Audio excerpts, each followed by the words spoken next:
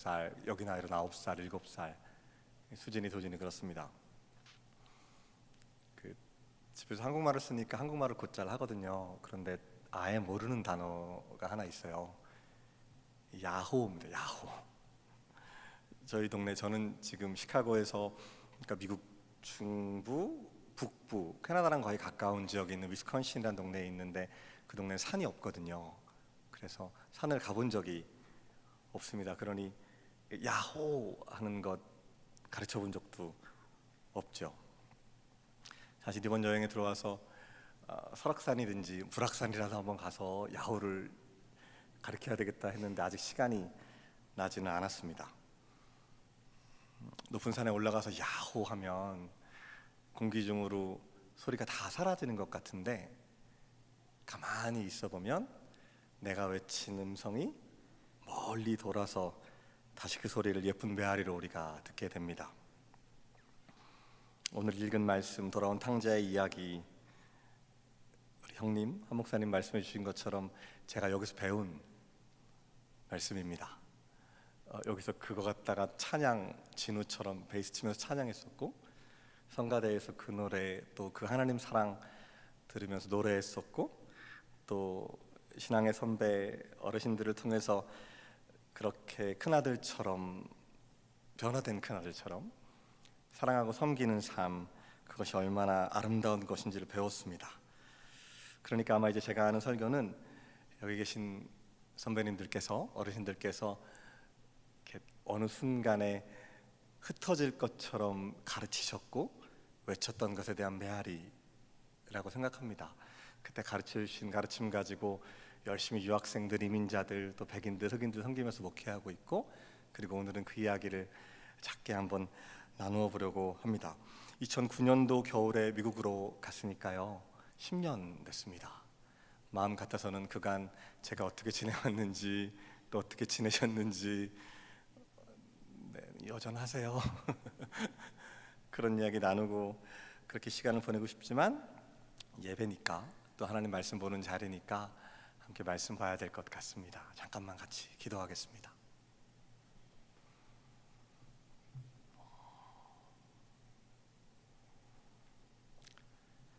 참 아름다운 하나님의 나라를 오늘 살게 하시는 하나님께 영광을 드립니다. 주의 사람들이 주님의 말씀 앞에 앉아 있습니다. 주여 말씀하여 주시옵소서. 우리가 듣겠나이다. 예수님 이름으로 기도합니다. 오늘 본문은 아마 오후 예배를 나오시는 분들이시라면 다 한 번쯤 들어보셨을 만한 누가복음 15장 후반부의 이야기입니다. 돌아온 탕자의 이야기라고 하죠. 그 탕자라는 말은 낭비하는 아들이라는 뜻입니다. 아버지에게 아들이 둘이 있었습니다. 하루는 둘째가 아버지에게 와서 이렇게 말합니다. 아버지, 어차피 아버지 돌아가시면 유산 저한테 주실 거니까 그 유산 먼저 저에게 좀 땡겨 주십시오. 아버지에게는 생산력이 많이, 아버지는 없으셨으니 제가 그 돈 가지고 한번 살아 보겠습니다. 사실은 아버지를 무시하는 것이죠. 살아있는 아버지를 무시하는 그런 말을 합니다. 그런데 아버지는 어떠한 이유에서인지 아들이 그렇게 하자고, 둘째가 그렇게 하자고 했을 때 그렇게 말을 들어줍니다. 그리고 먼 나라로 가서 둘째는 그 돈을 모두 날려버립니다. 둘째가 왜 가난해졌는가? 어떤 선교학자가 이런 질문을 여러 나라 사람들에게 했다고 합니다. 둘째는 왜 가난해졌을까요? 어떤 나라의 출신 사람들은 이렇게 대답했답니다. 흉년이 왔나 보네요. 나라에 대한 선입견은 갖지 마십시오. 근데 이제 제가 읽은 그 글에는 러시아 사람들이었다고 합니다. 그리고 어떤 나라 사람들은 그것은 조금 어려운 나라에서 온 사람들인데 아무도 도와주지 않았나 봅니다. 그리고 제가 지금 살고 있는 미국 사람들은 이렇게 얘기했답니다. 아마 낭비했나 봐요. 근데 그 말씀이 오늘 읽은 본문에 다 있습니다. 13절, 14절, 15절에 보면 그가 어느 나라에 갔는데 흉년을 맞았고, 그리고 그를 도와주는 사람이 아무도 없었고, 그리고 재산을 허탕하게 다 사용했다고 합니다. 오늘의 비유는 그 둘째 아들을 보내고 찾아가지 않고 끊임없이 기다리는 한없이 약한 아버지의 모습을 우리에게 보여줍니다. 왜 찾아가지 않으셨을까 생각해 봅니다. 누가복음 15장에 보면 사실 이 이야기 전에 두 개의 이야기가 더 있거든요. 하나는 잃은 양을 찾아 나서는 목자의 이야기입니다. 양이 100마리 있었는데 한 마리가 없어진 겁니다. 끝까지 찾아가서 그 양을 어깨에 메고 돌아오면서 예전 그 빨간 벽돌 건물에는 여기 그 그림이 있었는데요. 그렇게 기뻐하면서 잔치를 벌이는. 그리고 두 번째 이야기는 조금 더 파격적입니다. 하나님이 여자로 비유되십니다. 어떤 여인이 하루치 품삯인 드라크마를 잃어버리죠. 그래서 전등을 들고 샅샅이 뒤져서 찾습니다. 그러니까 누가복음 15장의 두 가지 이야기는 적극적으로 하나님의 사람들이 하나님을 떠났을 때 찾아 나서는 하나님 모습이신데, 이 세 번째 이야기에서는 이 아버지가 집 밖을 한 발자국도 나가지 않습니다. 아버지가 삐지셨을까? 아니요. 돌아왔을 때 개역 성경에는 이렇게 말하거든요. 상거가 먼데, 서로가 거리가 먼데 아버지가 먼저 아들을 발견합니다. 그러니까 아마도 매일처럼 나와 있으셨던 것 같아요.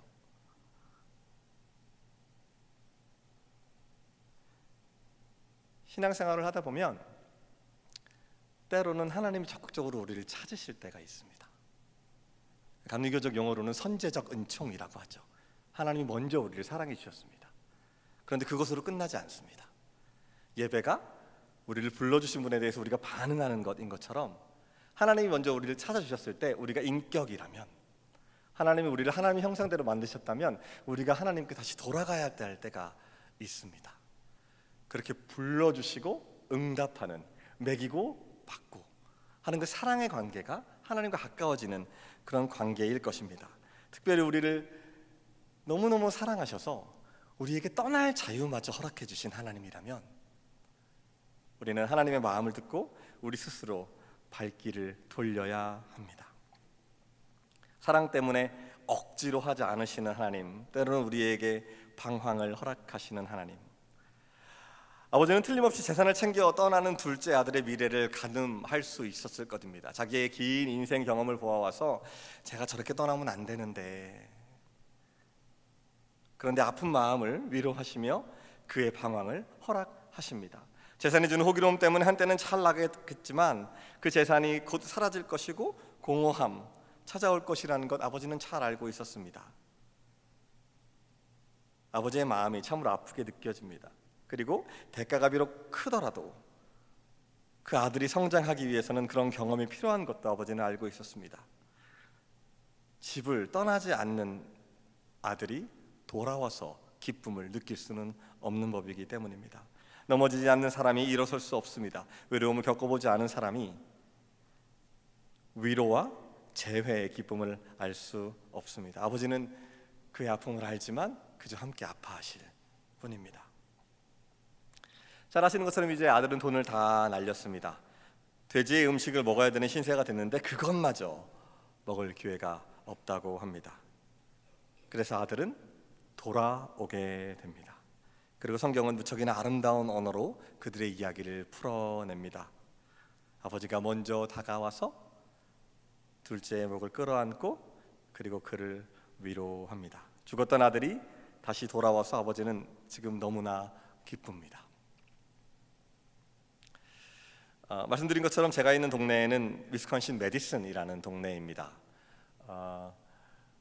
학교가 위스콘신 대학교가 있고요. 그리고 그곳에는 한 1,000명 정도 유학생들이 있고 나머지 1,000명 정도는 지역 주민들이 있는 미국 중북부의 아주 작은 도시입니다. 사실 저는 2009년도 겨울에 미국으로 떠날 때 이렇게 미국에 오래 있을 생각이 없었습니다.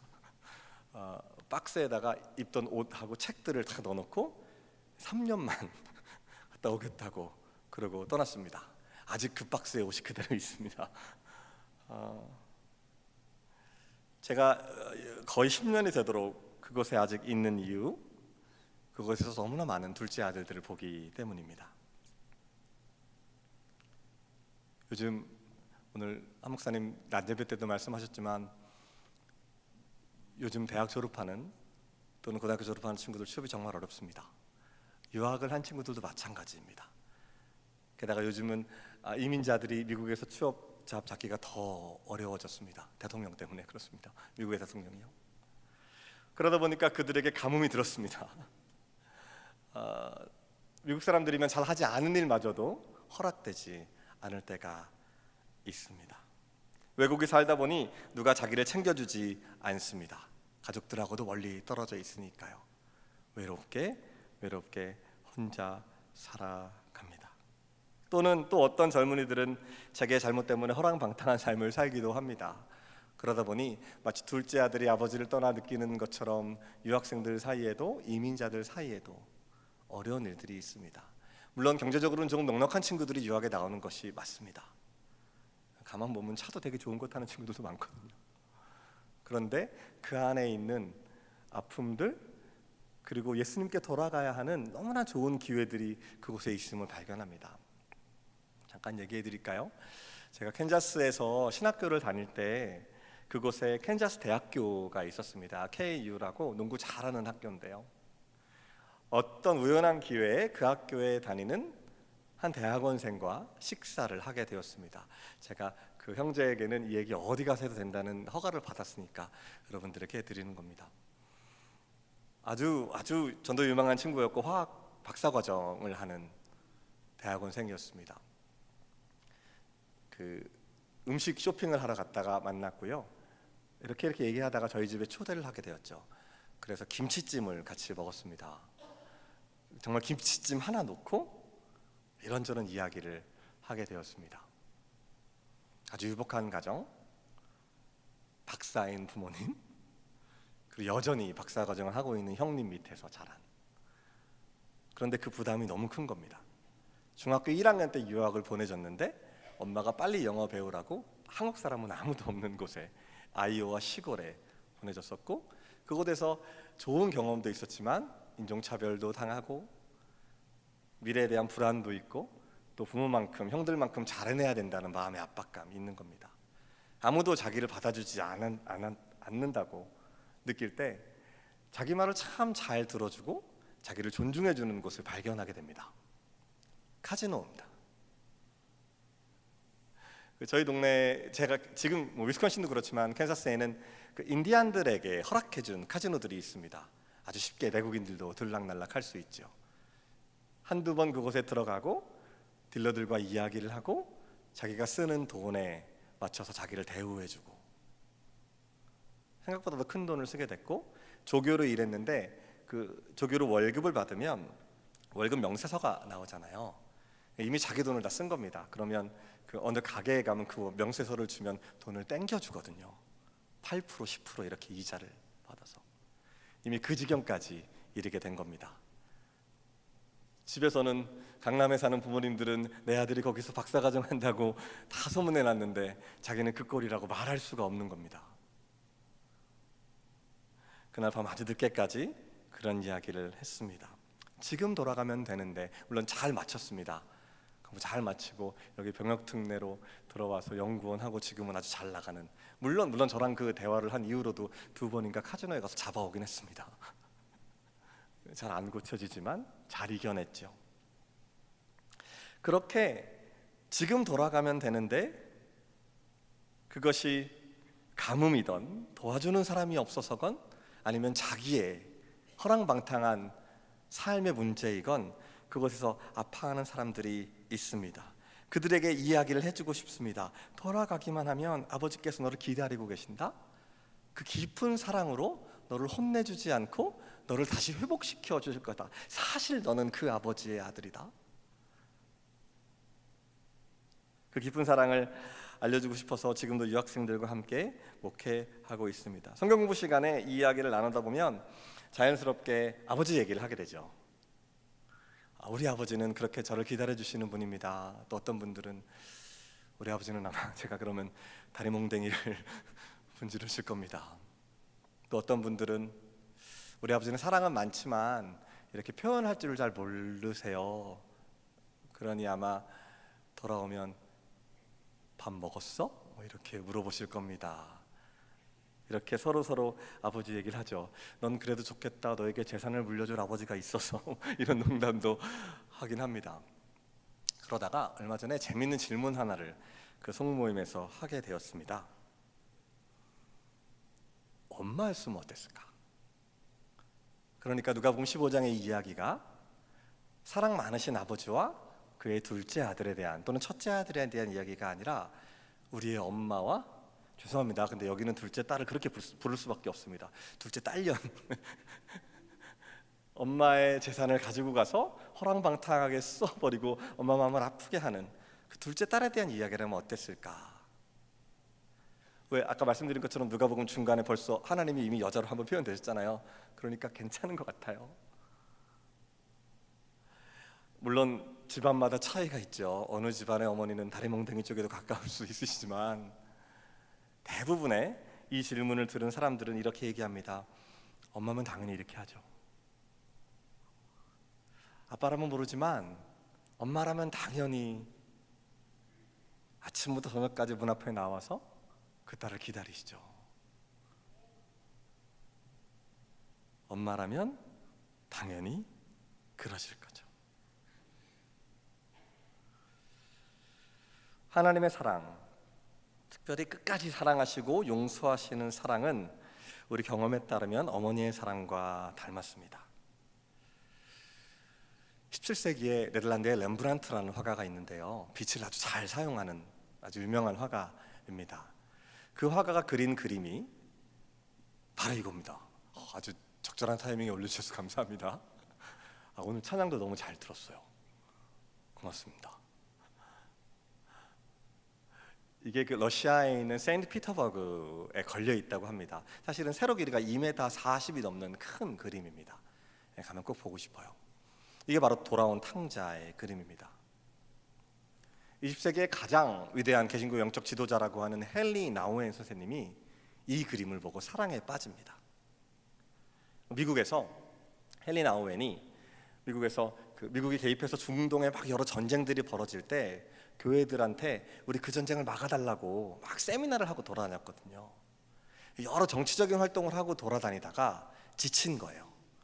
그래서 자기가 원래 소속돼 있던 유럽에 있는 라르시아 공동체, 장애인 공동체에 가서 위로를 받고 있을 때였습니다. 그때 러시아에 어떤 일 때문에 갔다가 이 그림을 보게 되죠.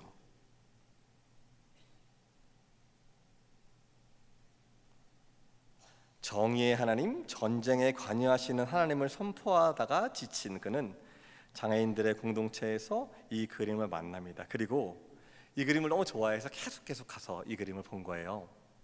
그러다가 이 그림에 아주 재밌는 점을 발견하게 됩니다.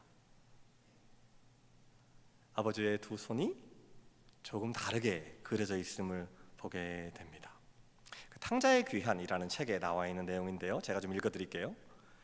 아버지의 두 손이 서로 다르다는 점을 깨닫기가 무섭게 새로운 의미의 세계가 열렸습니다.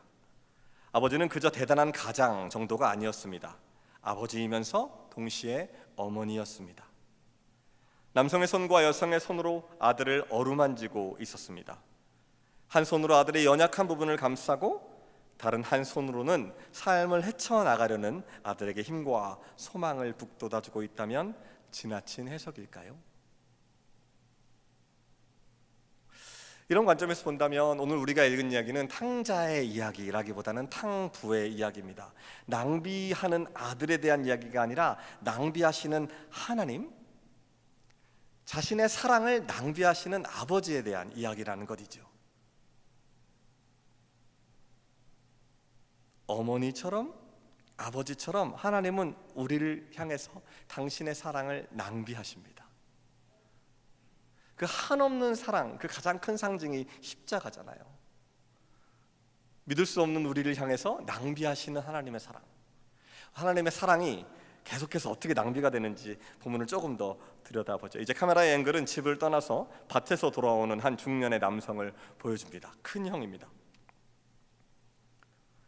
그는 첫째 아들입니다. 집에 들어가기를 머뭇거리고 있을 때 종 하나를 부릅니다. 그리고 무슨 일이 있었는지를 물어보죠. 종이 이렇게 돼서 동생이 돌아오셨습니다 라고 말을 합니다. 아버지는 소를 잡았고요. 그러자 성경은 이렇게 말합니다. 그가 노하였다.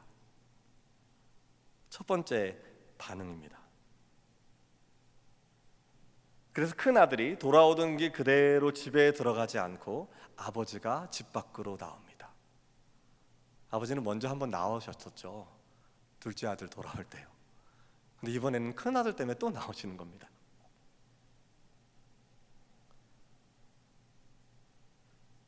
둘째와 첫째를 향한 아버지의 행동이 무척이나 닮아 있습니다. 아버지는 큰 아들에게 권합니다. 다시 한번 우리는 여기서 우리에게 부탁하시는, 부드럽게 우리를 유혹하시는 그 하나님의 모습을 보게 됩니다.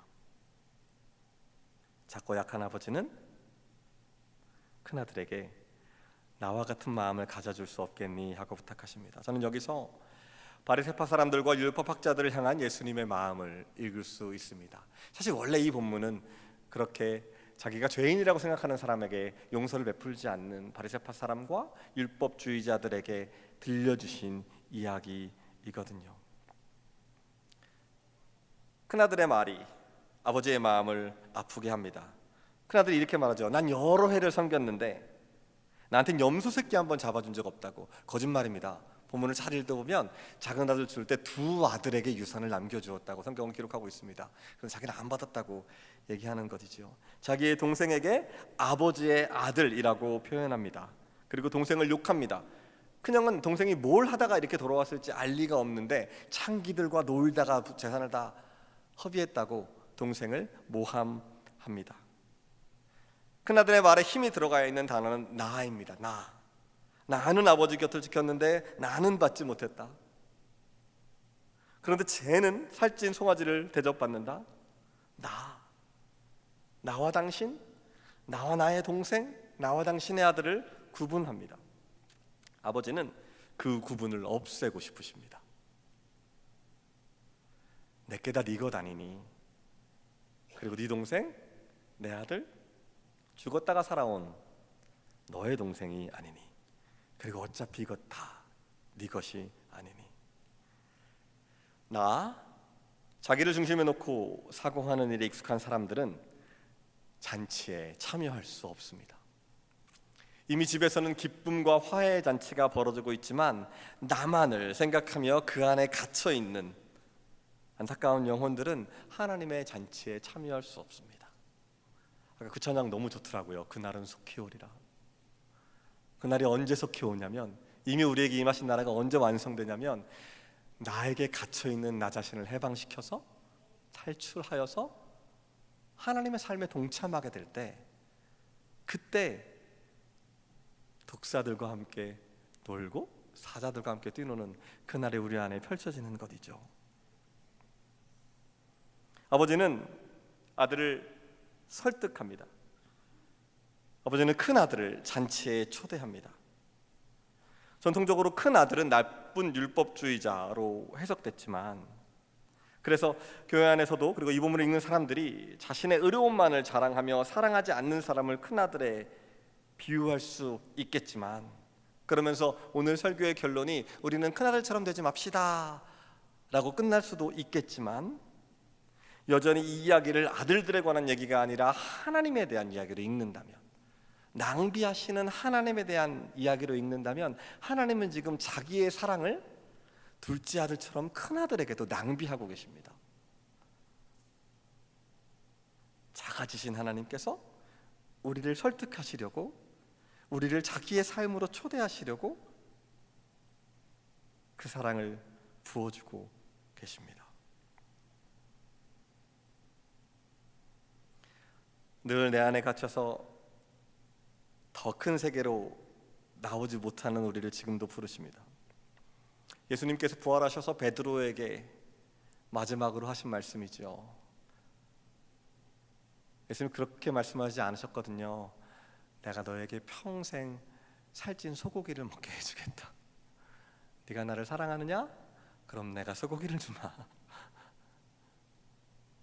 네가 나를 정말 사랑하느냐? 그럼 나의 세계로 들어오너라. 내 양을 치라. 네가 나를 사랑하느냐? 그럼 나처럼 사랑하면서 살자. 그렇게 사랑을 낭비하는 일에 우리 같이 한번 나가보자. 렘브란트의 그림을 다시 한번 보여주겠습니까? 렘브란트가 빛을 참 잘 이용한다고 말씀드렸죠. 이 그림에서 빛이 떨어지는 장소는 딱 세 군데입니다. 하나님의 얼굴, 용서받은 둘째 아들의 등잔등, 그리고 이제 결단해야 되는 큰아들의 얼굴.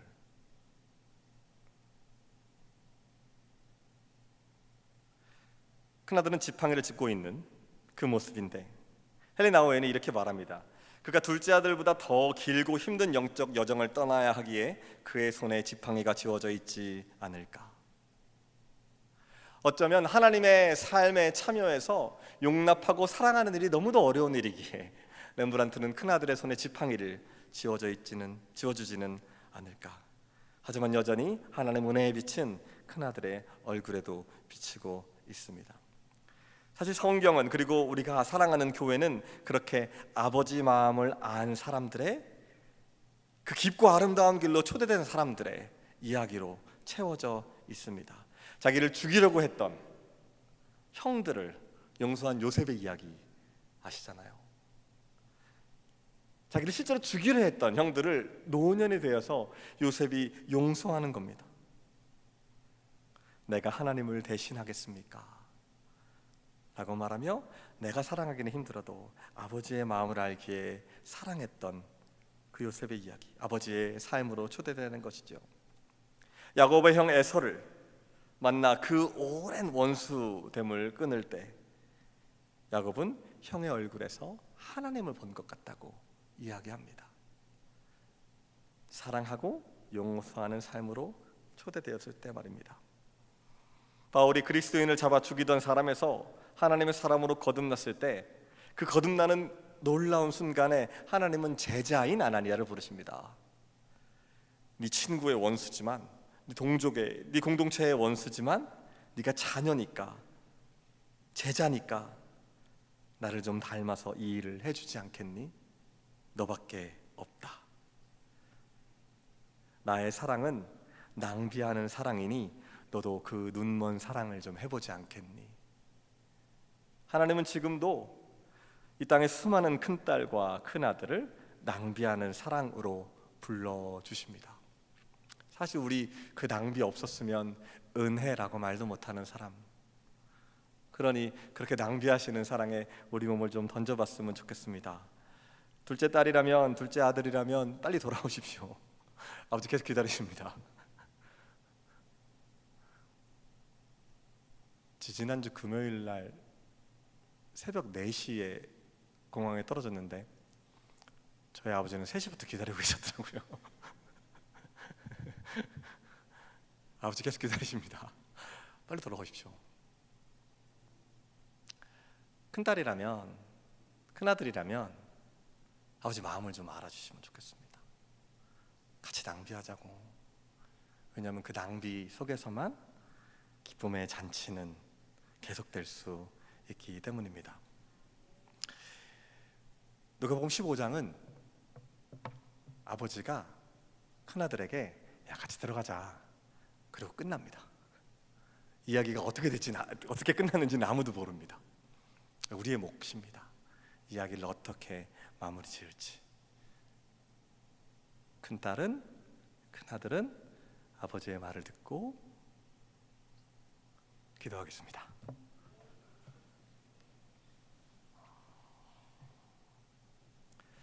십자가의 사랑, 나조차도 믿을 수 없는 나 자신을 믿어주시고 방황을 허락하시고 기다려주신 후에